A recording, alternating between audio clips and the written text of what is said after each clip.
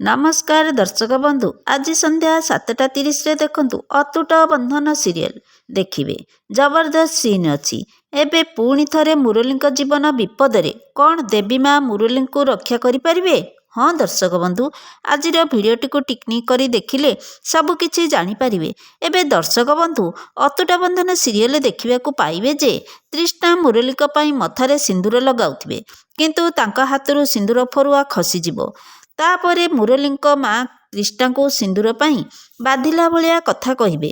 तापरे तृष्णा तांको सासू को कहिबे सिंदूर सबुबले पवित्र, से तले पड़गले अपवित्र हो जाएनी। तृष्णा तांको सासू आगरे मथारे सिंदूर लगेबे आउ हाथ जोड़ी देवी माँ पाखरे प्रार्थना करी कहिबे माँ आशीर्वाद तले से सबुबले शुद्ध एवं पवित्र, तांको पिलामानंको उपरे कौनसी विपत्ति आसीबाकू दियंतिनी।